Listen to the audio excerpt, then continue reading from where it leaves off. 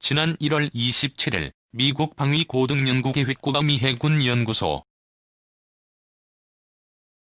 가 합작으로 개발한 ACTUV의 풀스케일 모델이 성공적으로 테스트 항해를 마쳤습니다.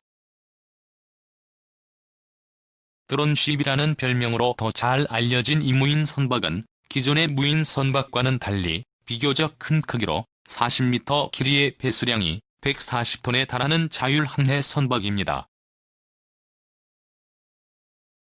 층에서도 알 수 있듯이 주 임무는 잠수함을 수색, 추적하는 일입니다. 미 해군과 탑부가 드론쉽을 개발한 이유는 사실 대잠전 능력을 향상하는 것도 있지만 비용 문제가 가장 크다고 할 수 있습니다. 구축함으로 대잠전을 수행할 경우 하루 70만 달러의 비용이 소요되는 반면 ACTUV는 1만 5천 달러에서 2만 달러 사이의 비용으로 대잠수함 수색 및 추적 임무를 수행할 수 있습니다. 비록 ACTUV가 어뢰 같은 대잠전 무기를 장착하지는 않았지만 대신 레이시온사에서 제작한 5세대 소나인 마듈러 스케일러블 소나 시스템을 장착해 적잠수함이나 군함을 수색, 추적하는 것은 물론 작은 물체도 스스로 감지하고 회피하는 능력을 지니고 있습니다. 적어도 대잠수함 수색 능력만큼은 훨씬 값비싼 대형 구축함 못지않은 것이죠.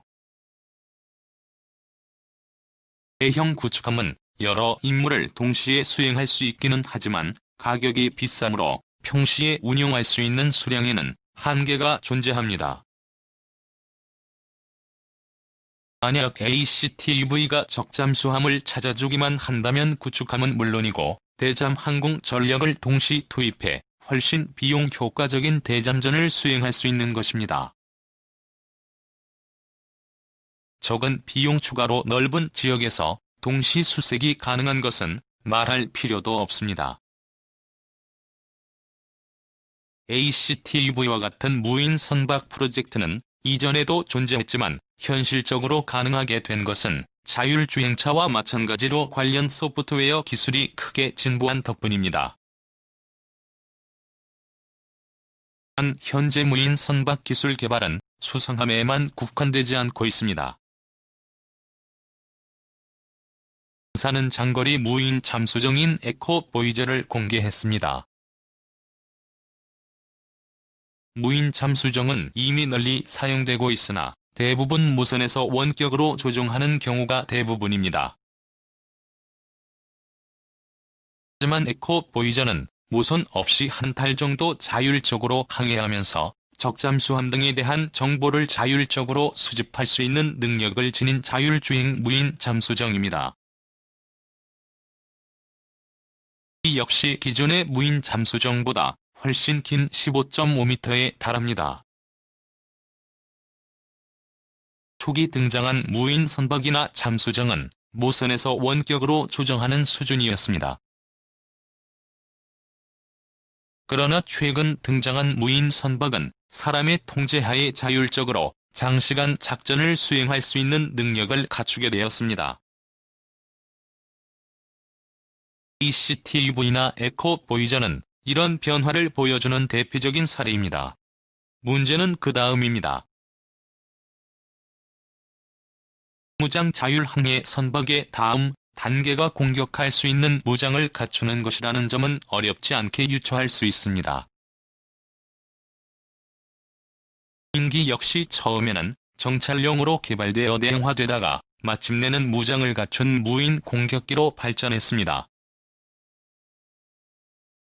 어뢰나 미사일을 장착한 무인 잠수정이나 무인 군함이 적 선박을 공격해 인명을 살상하는 것은 아직은 현실이 아니지만 머지않은 미래의 현실이 될 기반은 갖춰졌습니다. 이는 무인기의 경우처럼 다시 윤리적 논쟁을 불러일으킬 것입니다. 기술 발전은 항상 밝은 면만 있지는 않습니다. 하지만 그것은 기술 자체보다는 그 기술을 쓰는 인간의 문제입니다. 자율주행차나 자율비행 드론처럼 자율항해 선박의 등장은 막을 수 없을 것입니다. 따라서 그것을 더 현명하고 바람직하게 사용하는 고민이 필요한 때입니다.